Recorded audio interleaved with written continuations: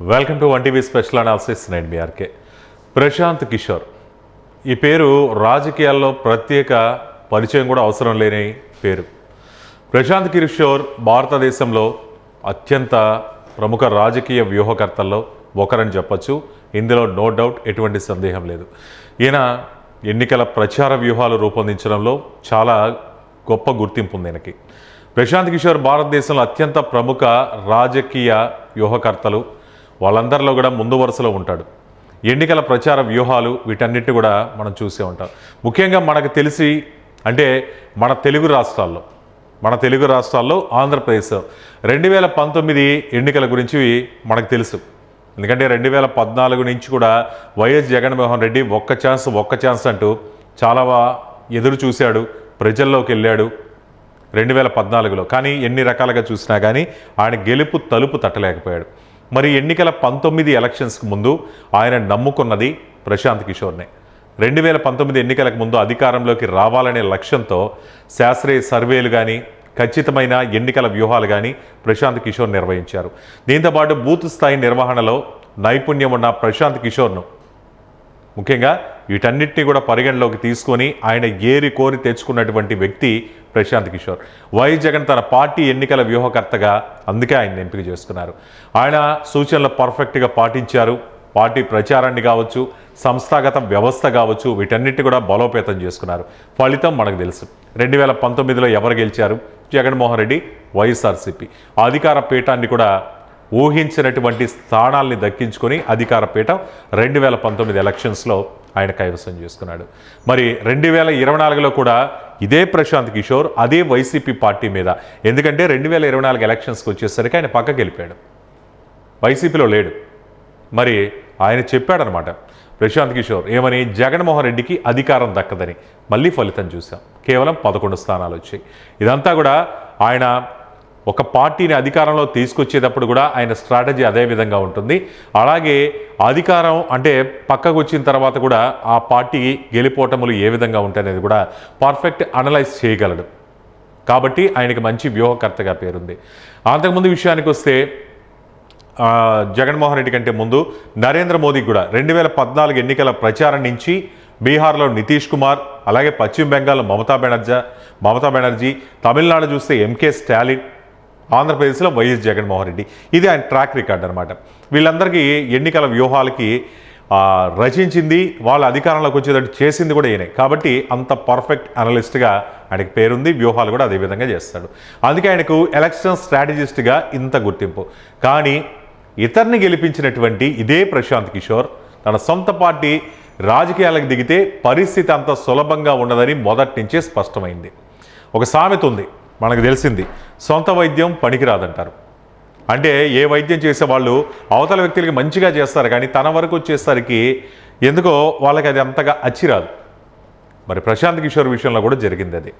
మొదటిసారి ఆయన అనుకున్న లక్ష్యం ఏది కూడా నెరవేరలేదు, కనీసం దగ్గరకు కూడా రాలేదు. పార్టీ పెట్టడానికి కూడా కారణం ఉంది. బీహార్లో మార్పు తీసుకురావాలని ఆయన ఒకటే గట్టిగా అనుకున్నాడు ప్రశాంత్ కిషోర్. రాష్ట్ర వ్యాప్తంగా 1000 కిలోమీటర్ల పాదయాత్ర చేపట్టారు. జగన్మోహన్ రెడ్డి ఏ విధంగా ఈయన పాదయాత్రకి చాలా పెద్ద పెట్టేస్తుంటారు, అట్లాగే ఆయన కూడా పాదయాత్ర చేశాడు.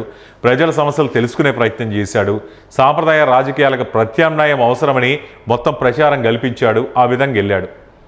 పార్టీ పేరు కూడా జన స్వరాజ్ పార్టీ స్థాపించి ఆయన ఉద్యమం చేశాడు. ఆ తర్వాత అదే ఉద్యమాన్ని రాజకీయ పార్టీగా కూడా మార్చాడు. కొన్ని ప్రతికూలతలు కూడా ఉన్నాయి, అది గమనించడంలో ఆయన కొంచెం తన వరకు వచ్చేసరికి వెనకంజ చేశాడు, విఫలమయ్యాడు. దానికి కూడా కొన్ని కారణాలు. పార్టీ కొత్తది, పైగా బలమైన క్యాడర్ నిర్మించుకోలేకపోయాడు.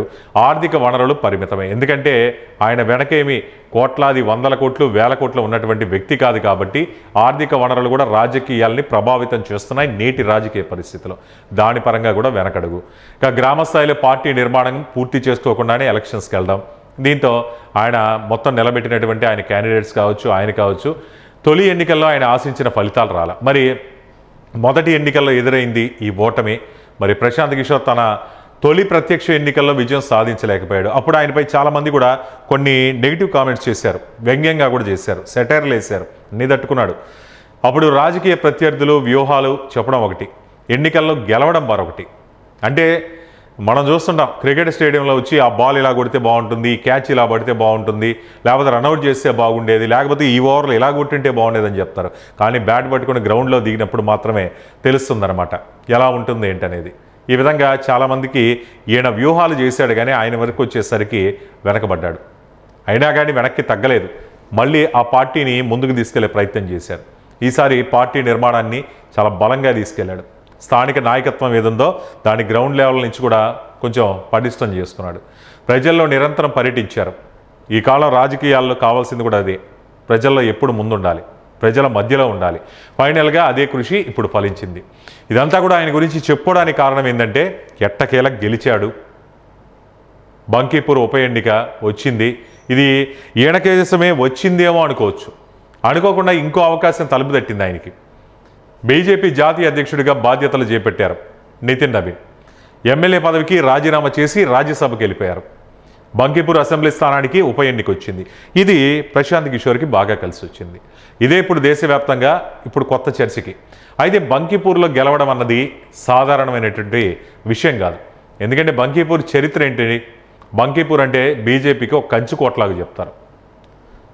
ఇప్పుడు మన ఏపీలో చూసుకుంటే చంద్రబాబుకి ఏ విధంగా కుప్పం, అలాగే వైఎస్ జగన్మోహన్ రెడ్డికి కడప జిల్లా, ఈ విధంగా బంకీపూర్ కూడా బీజేపీకి ఆ విధంగా ఉండిపోయింది. 1995 నుంచి కూడా అక్కడ వరుసగా బీజేపీ అభ్యర్థులే గెలిచారు. ఇవి ఒక్కటి చాలా కారణం ఎంత స్ట్రాంగ్ అనేది. ఇక 2006 వరకు కూడా పాట్నా వెస్ట్గా ఉండేది ఈ నియోజకవర్గం. ఆ తర్వాత దాన్ని బంకీపూర్ నియోజకవర్గంగా మార్చేశారు. నితిన్ నబీన్ వరుసగా 6 సార్లు ఎమ్మెల్యేగా విజయం సాధించారు. మరి 2025 అసెంబ్లీ ఎన్నికల్లో కూడా ఆయన భారీ మెజార్టీతో అయితే గెలవడం జరిగింది. అలాంటి నియోజకవర్గంలో బీజేపీ ఓడిపోవడం అంటే అది చిన్న విషయం కాదు. ఈసారి ఆ పోటీ ఎలా జరిగిందంటే, ఈ ఉప ఎన్నికల్లో జనస్వరాజ్ పార్టీ నుంచి ప్రశాంత్ కిషోర్, బీజేపీ నుంచి నీరజ్ కుమార్, వీళ్ళిద్దరూ ప్రధాన ప్రత్యర్థులు. అక్కడ బీజేపీ మొత్తం తన శక్తినంతా ఉపయోగించింది. అట్ ది సేమ్ టైం ఏంటంటే ఈ శక్తి ఉపయోగించడంతో పాటు కొంచెం నెగ్లిజెన్సీ కూడా ఉంది. ఎవరిని పెట్టినా గెలిచేస్తాం అనేటటువంటి ధీమా ఉంది. ఆ ధీమానే ప్రశాంత్ కిషోర్ పార్టీ వరమైందని కూడా చెప్పుకోవచ్చు. అందువల్ల దాదాపు 20,000కు పైగా ఓట్ల మెజార్టీతో ఆధిక్యంతో ఆయన విజయం సాధించారు. ఇది నిజంగా బీజేపీ కంచుకోటలో ఈ విధంగా జయకేతనం ఎగరవేయడం అనేది సామాన్యమైన విషయం కాదు. ఇది రాజకీయ అనలిస్టులను కూడా ఆశ్చర్యానికి గురి చేస్తుంది. ఈ విజయం వెనక కారణాలు ఏంటి అసలు? బీహార్ రాజకీయాలు అంటే దశాబ్దాలుగా కొనసాగుతున్న ఎన్డీఏ అంటే బీజేపీ, జేడీయూ, అలాగే మహాగఠబంధన్, ఆర్జేడీ, కాంగ్రెస్, ఈ కూటములు సాంప్రదాయ శైలి విధానాలతో ఇక్కడ ఓటర్లు ఇప్పటికీ విసిగిపోయినారనమాట. వాళ్ళు ఎప్పుడూ ఒకే రకంగా. ఇలాంటి టైంలో జనస్వరాజ్ పార్టీ అధినేత ప్రశాంత్ కిషోర్ ఈ రెండు కూటములకి తానే ఏకైక విశ్వసనీయ రాజకీయ ప్రత్యామ్నాయ శక్తి అని బలంగా ప్రచారం చేసుకుంటూ వెళ్ళాడు. మేము ఇది చేస్తామని ఒక పర్ఫెక్ట్ ఆ నియోజకవర్గానికి ఏం చేయగలడో అవన్నీ కూడా చెప్పుకుంటూ వెళ్ళాడు. దశాబ్దాల కాలంగా కొనసాగుతుంది. అక్కడ ఏది కులాలు, మతాలు, ఈ ఆధారిత రాజకీయాల్ని పక్కన పెట్టి ఇంకో స్ట్రాటజీతో వెళ్ళాడు. రాష్ట్రం అభివృద్ధి చెందాలంటే మామూలుగా కావాల్సింది నాణ్యమైన విద్య కావాలి, ఉపాధి కావాలి. విద్య, ఉపాధి, ఇంకోటి చూసుకున్న వైద్యం. ఎప్పుడైనా కానీ ప్రజలు కోరుకునేది ఇవే, ఉచితాలు కాదు కోరుకునేది. కాకపోతే మన రాజకీయ నాయకులు అలా అలవాటు చేసేసారు ప్రజలకి. మేజర్గా కావాల్సింది ఇవే. కొత్త ప్రయోగానికి అవకాశం ఇవ్వాలని ఆయన ఓటర్లను అడిగారు. అది వాళ్ళకి నచ్చింది ఓటర్లకి. ఇప్పుడున్న ఈ జనరేషన్లో కావాల్సింది కూడా ఇదే కదా. ప్రధానంగా ఓటర్లు కూడా మార్పు కోరుకున్నారు. బీజేపీ ఒక బలమైన కోటగా భావించే బాంకీపూర్లో పీకేకి పట్టం కట్టడం, దీనివల్ల పాత కూటములకి ఇది గట్టి పాఠం అని చెప్పాలి. ఇక్కడ ప్రధానంగా ఆయన దృష్టి పెట్టింది యంగ్ ఓటర్లు. ఈ నియోజకవర్గంలో సుమారు 1/3 అంటే 40 ఏళ్ల కంటే తక్కువ ఉన్న వయస్సు వాళ్ళు ఎక్కువ మంది ఉన్నారు. 1/3%. అంటే మనం అంటాం కదా జెన్జెడ్, వీళ్ళు జెన్జీ. కొత్త ఓటర్లే కావడం పీకే విజయానికి ప్రధానమైన బలం. అంటే వాళ్ళలో ఒక ఆలోచన శక్తి ఉంటుంది. కులాలు, మతాలు వీటిని చూడరు, అభివృద్ధిని చూస్తారు. ప్రజెంట్ ఉండే ఆధునిక టెక్నాలజీ చూస్తారు. విద్య, వైద్యం ఎవరు హామీలు ఇస్తారు, ఇవన్నీ కూడా వాళ్ళ లెక్కలు వాళ్ళకు ఉంటాయి. దీంతో పాటు బీజేపీ ఇప్పుడు చాలా సవాళ్ళు ఎదుర్కొంటుంది. అది కూడా ఒక రకంగా ప్లస్ అయిందనే చెప్పాలి. అది ఎందుకంటే నీట్ ప్రశ్న పత్రాల లీకేజ్ ఒకవైపు జరుగుతుంది. ఉపాధి అనుకున్నటువంటి జాబ్ నోటిఫికేషన్లు రావట్లేదు. ఏదైనా బ్లెండింగ్, వీటన్నిటి వల్ల ఇప్పుడు ప్రధానంగా చర్చ తెల్లారు లేసిన కాడి నుంచి టీవీల్లో కానీ, సామాజిక మాధ్యమాల్లో, పత్రికల్లో ఇవే ఉంది. రీసెంట్గా అయోధ్య రామ మందిర విరాళాల చోరీలు ఉన్నాయి. ఇవన్నీ కూడా బీజేపీ హయాంలోనే జరిగాయి. కాబట్టి ఇటువంటి అంశాలు కూడా బీజేపీని తీవ్రంగా ఇరుకుని పెట్టాయి. అంటే ఒక రకమైనటువంటి నెగిటివిటీ వెళ్ళిపోయిందనమాట. ముఖ్యంగా యువతలో వెళ్ళిపోయింది. యువతరం కోరుకుని నిజమైన మార్పులు కల్పించాల్సిన అవకాశాలు, అవినీతి రహిత పాలన, ఇవన్నీ కూడా at the same time Prashant Kishor ఒక స్పష్టమైన విజ్ఞప్తి, దీనికి యువత కూడా భారీగా మద్దతు వచ్చేసింది. ఇవన్నీ కూడా పీకేకి బాగా కలిసి వచ్చాయి. గత ఓటమి తాలూకు కొన్ని పాఠాలు నేర్పుతాయి కదా, ఆ పాఠాలని నేర్చుకోకుంటే అక్కడే ఉండిపోతారు. ఆ పాఠాలతో సరికొత్త ఆలోచనలు చూసుకున్నారంటే వ్యూహాత్మకంగా వెళ్తారు. అయితే ఈ ఒక్క విజయం ఒక్క రోజులో ఆయనకు వచ్చింది కాదు. దీర్ఘకాలిక పాదయాత్ర, స్థానిక సమస్యలపై ఫోకస్, ఇవన్నీ చేశాడు కాబట్టి యువతలో ఆదరణ వచ్చింది. సాంప్రదాయ పార్టీలపై అసంతృప్తి కూడా వాళ్ళలో వచ్చేసింది. జనసరాజ్ పార్టీని ప్రత్యామ్నాయంగా చూపించే ప్రయత్నం చేశారు ఈసారి. ఈ అంశాలన్నీ కలిసి పనిచేస్తాయి అనేది. మొత్తానికి బీజేపీకి ఇది ఎంత పెద్ద హెచ్చరిక అనేది కూడా బీజేపీ కూడా ఒకసారి ఆత్మ పరిశీలన చేసుకోవాలి. ఒక్క ఉప ఎన్నికతో ప్రభుత్వాలు అయితే మారిపో, ఒక్క ఉప ఎన్నిక అయినంత మాత్రాన, కానీ ఒక రాజకీయ సందేశం మాత్రం వాళ్ళకి వెళ్ళుంటుంది. ముఖ్యంగా 30 ఏళ్లుగా ఓటమెరగని ఒక నియోజకవర్గంలో బీజేపీ ఓడిపోవడం అనేది మామూలు విషయం కాదు. ఇది కూడా బీజేపీ జాతీయ అధ్యక్షుడి స్థానాల్లో ఓడిపోవడం. జాతీయ అధ్యక్షుడు వెళ్ళారు కాబట్టి ఆయన్ని చూసన్నా ఓటు వేయాలి కదా, లేదా బీజేపీ పార్టీని చూసేయాలి కదా, కానీ వేయలేదు. ప్రశాంత్ కిషోర్ వైపు చూశారు. పార్టీకి మానసికంగా ఇది ఒక పెద్ద ఎదురు దెబ్బ. ఇప్పుడు బీజేపీ ఫలితాలని కేవలం స్థానిక అంశంగా చూస్తుందా, లేదా భవిష్యత్తు ఎన్నికలకు హెచ్చరికగా ఏమైనా తీసుకుంటుందా? అలా హెచ్చరికగా తీసుకుంటే మాత్రం వాళ్ళ పార్టీకి అనేది చాలా మంచిది. లేదు ఈ ఉప ఎన్నికలాగే అలసత్వంగా తీసుకుంటే మాత్రం ఇలాంటి ఫలితాలు అయితే నెక్స్ట్ ఉత్తరప్రదేశ్ ఎన్నికల్లో కూడా కనపడినా కానీ ఆశ్చర్యపోవాల్సిన పని లేదు. సో ఈ అంశంపై మీ అభిప్రాయాలు కామెంట్ రూపంలో తెలియజేయండి. చూస్తూనే ఉండండి 1TV స్పెషల్ అనాలిసిస్.